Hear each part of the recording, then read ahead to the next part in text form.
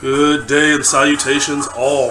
So I've got the young sir here with me, and today we're going to be making some buttermilk biscuits. Actually, he'll be, for the most part, making the buttermilk biscuits. I want to show you how simple it is to make something that can be so useful and delicious in your household. Follow along and hopefully enjoy. Alright, so this is a buttermilk biscuit recipe, and we went ahead and measured everything out ahead of time, so we're just going to go get right into it. We'll post the ingredient list for this and the recipes for this as well. I will say though, however, that this recipe calls for 1 cup of buttermilk and a little bit set aside for brushing the top of the biscuits. We did a practice run and felt like it needed about a cup and just a pinch more on the buttermilk because it was a little too dry. But let's give it this go and see how it comes out. All right, we're going to start with our 2.5 cups of flour. Put water in there. All right. Then we've got 2 tablespoons of baking powder that are going to go in. Alright, now this recipe also calls for a teaspoon of salt. However, the butter that we're using is actually salted, so we're going to forego that teaspoon of salt, only because of the fact that we're using the, salted butter. Alright, after we've got that in, we're going to stir all that around with our hand just to mix it in really good.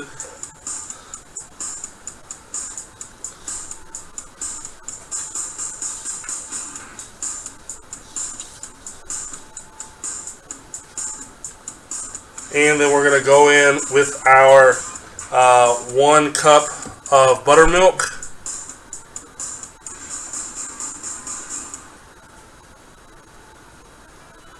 And we've got a little buttermilk set aside, one for the brushing of the biscuits. Will help get that nice golden brown delicious crustiness on top. And then we've got some aside just in case we need it.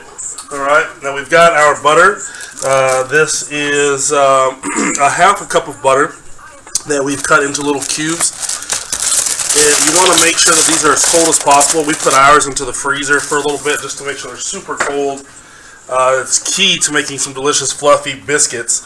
Remember, when you start working the dough, you don't want that butter to melt. You don't want it to smooth out on you. Otherwise, you're going to end up with scones, and we can do a whole nother video on that, making scones. Same idea, same principle. It's just the execution that changes a biscuit from a biscuit to a scone. So we're going to get this all mixed up until that dough starts coming together. It's going to look really shredded and loose, but we're going to keep working it and you'll see how it turns out.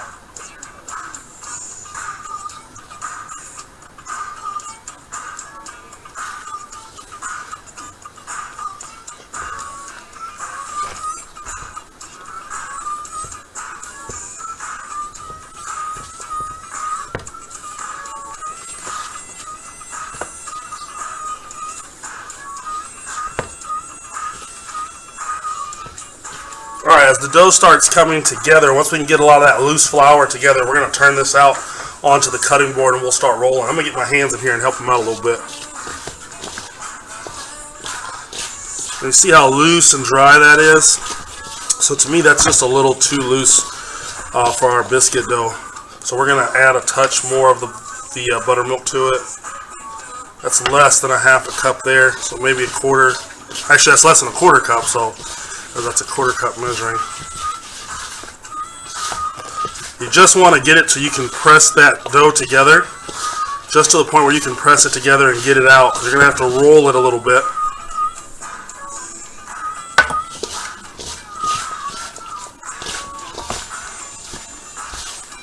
So now it's starting to come together.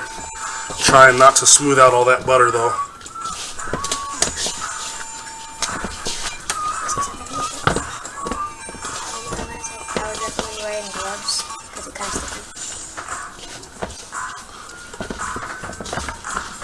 Alright, so it's still very crumbly, still very loose looking, flaky, if you will. I'm going to go that descriptive term. But it's enough for us to get it out as one unit, so that's what we're going to do. Grab all of our scraps there.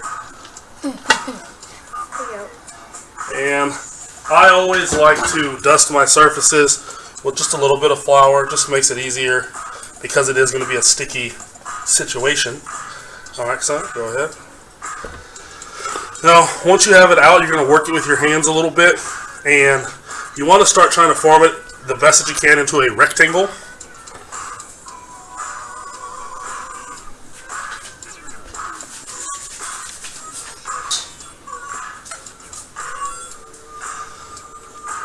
And if you like biscuits that are really flaky and have a lot of different layers to them, once we start lightly rolling this out, you'll roll it out to about half an inch to 3/4 of an inch in thickness, and then you'll fold it on top of itself.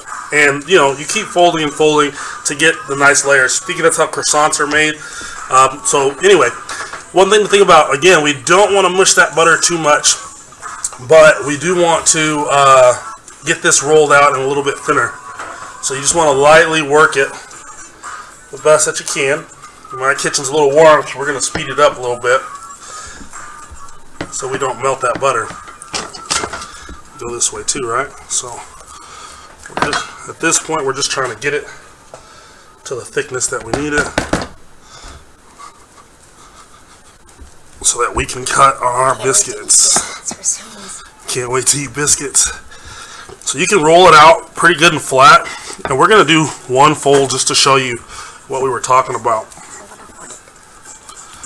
So think Old Navy t-shirts, right? Old Navy t-shirts. All right, so we're going to fold it over, one edge to the middle.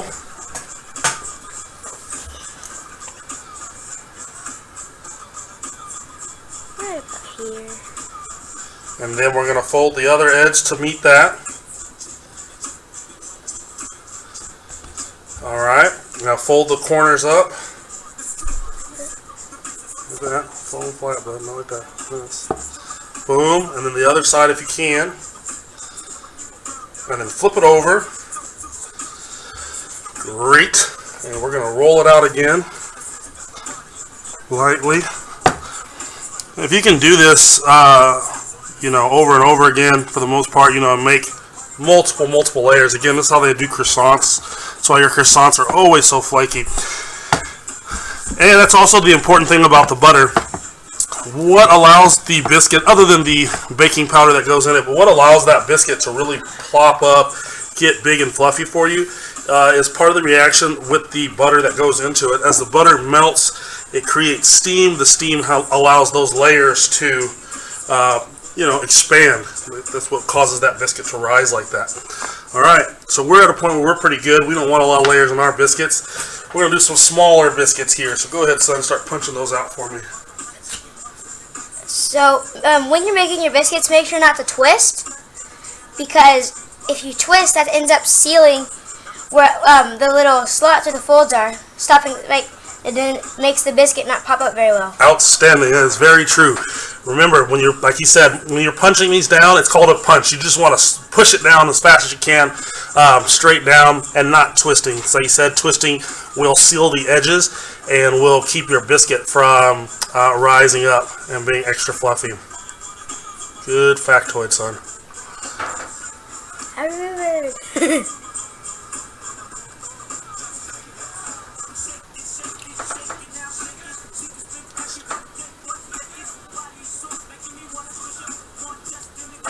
Alright, while he's doing that, I'm going to come over and lightly grease our pan. A little vegetable spray here, so our bottoms don't get too crusty. And I will start putting them in the pan. When we put them in the pan, we put them in close to each other.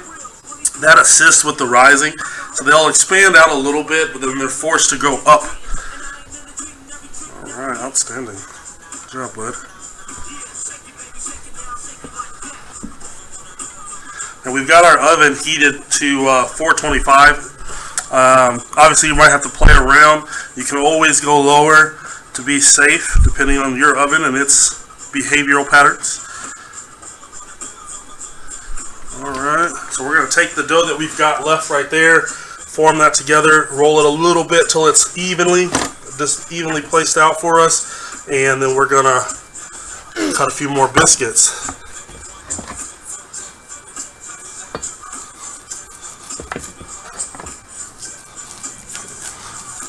Kitchen is so warm, that butter is struggling. Alright, boy. There you go.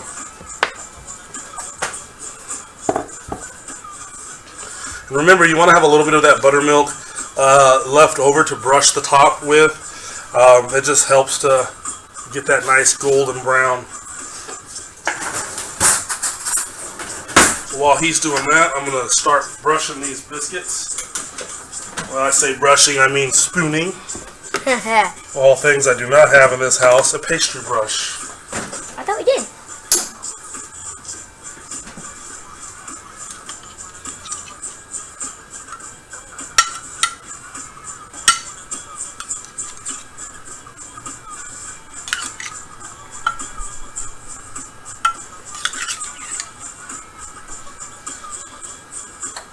Of course, the number of biscuits that you're going to get is going to be varying upon the size of your cutter.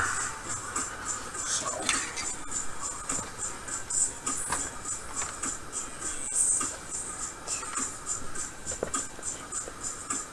And you can make biscuits using just about any shape of cutter that you have. That is very true.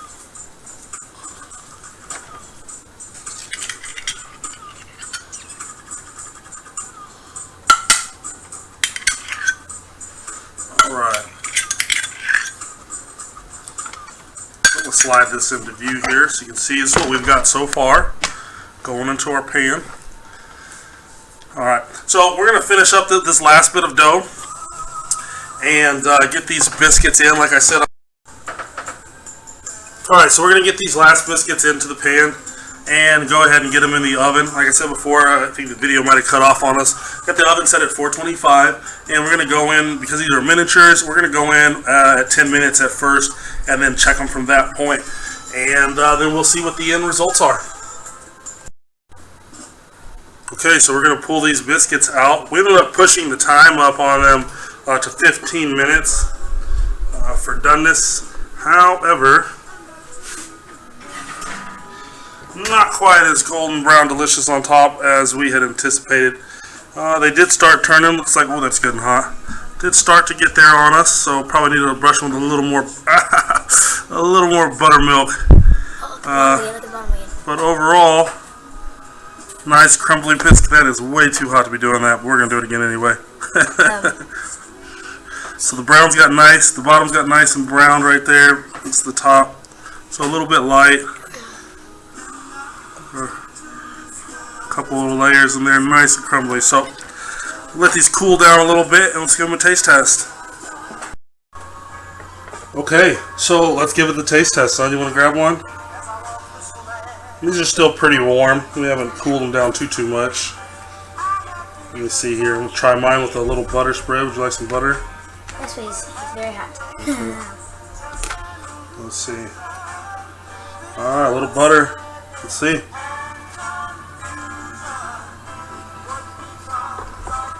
Very nice, very moist. So easy my 9-year-old could do it. So, some things to think about. One, remember, don't mash the butter down too much. If you mash the butter down too much, you're gonna end up with scones, which is fine too. If you don't have buttermilk, that's okay. If you've got some milk and a lemon, you can actually make a substitute for your buttermilk. The milk and the acid in the milk is what helps the chemical reaction to create these biscuits. So again, we're going to put the recipe in there for you, but remember we added a little more buttermilk to ours as well. But again, straightforward, very easy. You can freeze this dough and keep it for a couple days. Just make sure when you thaw it, when you want to cook it, you thaw it all the way out to bake it. So let us know how yours come out. Be a butcher. Enjoy.